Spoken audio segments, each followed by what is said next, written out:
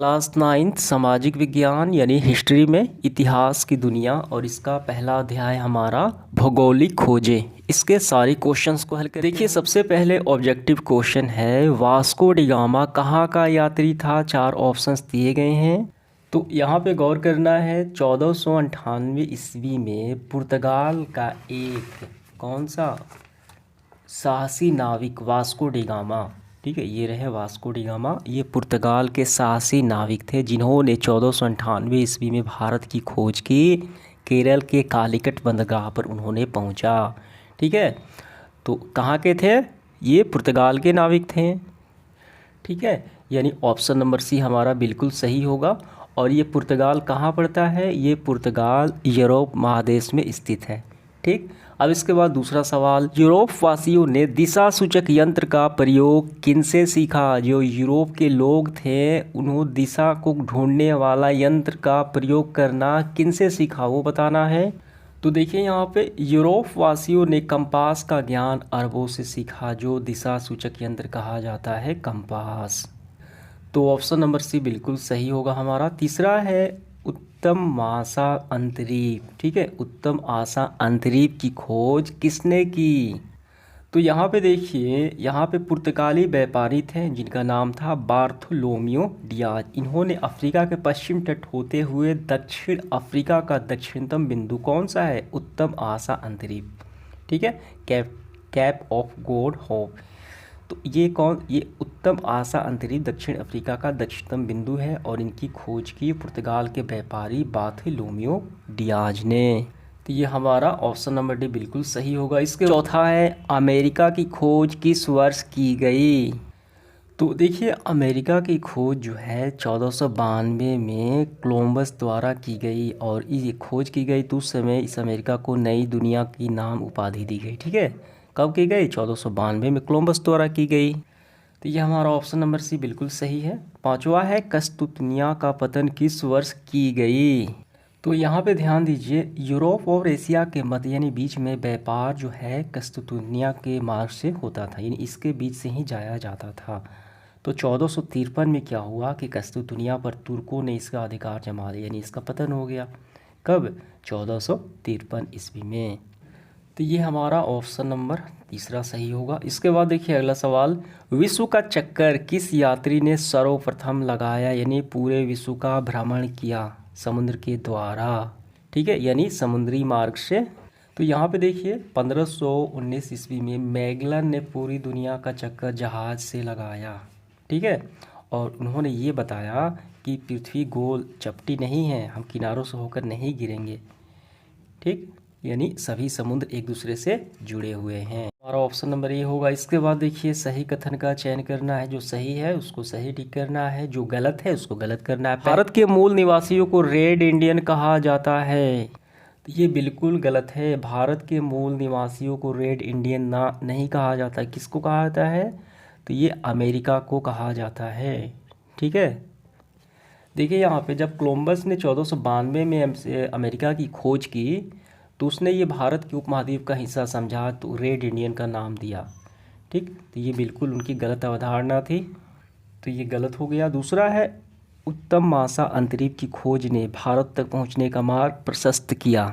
देखिए यहाँ पे समझिए, दक्षिण अफ्रीका का जो दक्षिणतम बिंदु कहा जाता है उत्तम आशा अंतरिक्ष, तो इसी रास्ते 1498 में पुर्तगाल के जो वास्को डी गामा थे नाविक, इन्होंने उत्तम आशा अंतरिक्ष होते हुए ही भारत के केरल के कालीकट बंदरगाह पर पहुँचे। तो भारत तक पहुँचने का मार्ग ये प्रशस्त बना। कौन? उत्तम आशा अंतरिक्ष। बिल्कुल सही होगा, तो ये हमारा सही हो गया। तीसरा है, भारत अटलांटिक महासागर के पूर्व तट पर स्थित है। तो यहाँ पे अब भारत की स्थिति पे गौर करेंगे, तो ये रहा हिंद महासागर और ये रहा हमारा भारत। तो भारत कहाँ है? भारत हिंद महासागर के शीर्ष पर स्थित है। ठीक है, तो ये बिल्कुल गलत हो जाएगा। देखिए चौथा सवाल क्या है, मार्को पोलो ने भारत की खोज की, क्या ये सही है? बिल्कुल गलत है। भारत की खोज किसने की? 1498 में कालीकट बंदरगाह पर पुर्तगाल के निवासी वास्को डी गामा ने की, ये गलत हो गया। जेरूसलम वर्तमान इजराइल में है, ये बिल्कुल सही है। 6 नंबर देखिए, लिस्बन दास व्यापार का बहुत बड़ा केंद्र था। देखिए यहाँ पे गौर कीजिए, दास व्यापार का विकास। दास व्यापार से क्या अभिप्राय है? मानव श्रम का उपयोग, ठीक है, और उसका व्यापार किया जाना। तो इतिहास में देखा जाए मानव श्रम का उपयोग जो है, जोर ज़बरदस्ती तौर पे ये बहुत ज़्यादा उपयोग हो रहा था। ये कहाँ? अमेरिका, अफ्रीका और ऑस्ट्रेलिया के मूल निवासियों को पकड़कर यूरोप के बाज़ारों में। यूरोप कहाँ है? तो ये यूरोप में पुर्तगाल जो है ये यूरोप में है, और पुर्तगाल का जो सिटी है, शहर है, वो कहाँ? लिस्बन है। तो इसका मुख्य केंद्र कहाँ हुआ था? यूरोप के पुर्तगाल के लिस्बन में, ठीक है। तो दास दास व्यापार का वो केंद्र बन गया। तो ये बिल्कुल सही होगा। इसके बाद 7 नंबर देखिए, अमेरिगो ने नई दुनिया का विस्तार से खोजा। तो ये बिल्कुल सही है। देखिए कोलंबस ने 1492 में अमेरिका की खोज की, लेकिन बाद में स्पेन के नाविक, ये भी नाविक थे, अमेरिगो वेस्पुसी ने नई दुनिया यानी अमेरिका को अच्छे से विस्तार से ढूंढा। तो ये हमारा। इसके बाद देखिए, एक वाक्य में हमें उत्तर करना है। पहला सवाल क्या है? भारत आने में किस भारतीय व्यापारी ने वास्को डी गामा की मदद की? वो उन व्यापारी का नाम बताना है। देखिए वास्को डी गामा को भारत के ढूंढने में जो मदद की, भारतीय व्यापारी अब्दुल मजीद ने। उन्होंने भारत आने का सीधा मार्ग बता दिया, ठीक है। तो कौन से? भारत के व्यापारी अब्दुल मजीद। तो हम उत्तर लिखेंगे, भारत के एक व्यापारी अब्दुल मजीद ने वास्को डी गामा की मदद की, ठीक है। अब इसके बाद देखिए दूसरा सवाल क्या है? न्यू फाउंडलैंड का पता किसने लगाया? तो यहाँ पे आपको गौर करना है, सर जॉन और सेबास्टिन कैबोट ने न्यू फाउंडलैंड द्वीप का पता लगाया। तो 2 व्यक्ति हो गए, सर जॉन और सेबास्टिन कैबोट, ठीक है। और एक बात आपको ये भी ध्यान रखना है कि कैप्टन कुक ने ऑस्ट्रेलिया की खोज की। ये आपकी जानकारी के लिए है, लेकिन आंसर हमारा यही होगा, ये दोनों व्यक्तियों ने न्यू फाउंडलैंड द्वीप का पता लगाया। तीसरा सवाल देखिए, यूरोपियों द्वारा निर्मित तेज़ चलने वाली जहाज़ को क्या कहा जाता था? तो आपको ध्यान देना है, यहाँ पे है यूरोपियों द्वारा निर्मित, यानी यूरोप के लोगों द्वारा बनाई गई तेज़ चलने वाली जहाज़। देखिए ये है यूरोप का मैप, ठीक है। तो यूरोप में एक देश अवस्थित है जिसका नाम है, क्या नाम है? जिसका नाम है, देखिए यहाँ पे अंतरिम छोर पे यहाँ पे स्थित है, जिसका नाम है पुर्तगाल। तो पुर्तगाल कहाँ पे अवस्थित है? यूरोप महादेश में स्थित है, ठीक है। तो यूरोप के पुर्तगालियों द्वारा एक नई हल्के किस्म की तेज़ चलने वाली जहाज़ बनाई गई, जिसका नाम था केरावल। आपको यही लाइन लिख लेना है। देखिए 4 नंबर सवाल क्या है? दक्षिण अफ्रीका का दक्षिणतम बिंदु कौन सा स्थल है? तो हम लिखेंगे यहाँ से, दक्षिण अफ्रीका का दक्षिणतम बिंदु है उत्तम आशा अंतरिप। इसी के रास्ते पुर्तगाल के निवासी वास्को डी गामा ने इसी देश के रास्ते, जिससे कि भारत के रास्ता पहुँचना आसान हो गया, कौन सा? उत्तम आशा अंतरिप के रास्ते ही वास्को डी गामा ने भारत की खोज की थी। तो हमें बस यही आपको लिख लेना है, ये पूरा यहाँ तक। देखिए 5वां सवाल क्या है? 11वीं-12वीं शताब्दी में ईसाई एवं मुसलमानों के बीच धर्म युद्ध क्यों हुआ? किसके मध्य?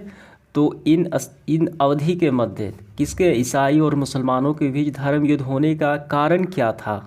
देखिए यहाँ पे गौर कीजिए, 11वीं-12वीं शताब्दी में जेरूसलम यानी आधुनिक इज़राइल में अवस्थित एक के शहर है, उसके अधिकार के मुद्दे पर धर्म युद्ध हो गए। किसके मध्य? ईसाई और मुसलमानों के मध्य। यानी वो कहते थे कि ये मेरा स्थान है, और मुसलमान कहते कि ये मेरा स्थान है, यानी अधिकार के मुद्दे को लेकर, जेरूसलम के अधिकार के मुद्दे को लेकर, ठीक। तो इसका उत्तर हम करेंगे 11वीं-12वीं शताब्दी में जेरूसलम आधुनिक इज़राइल पर अधिकार के मुद्दे पर धर्म युद्ध हुए। 6 नंबर देखिए सवाल क्या है?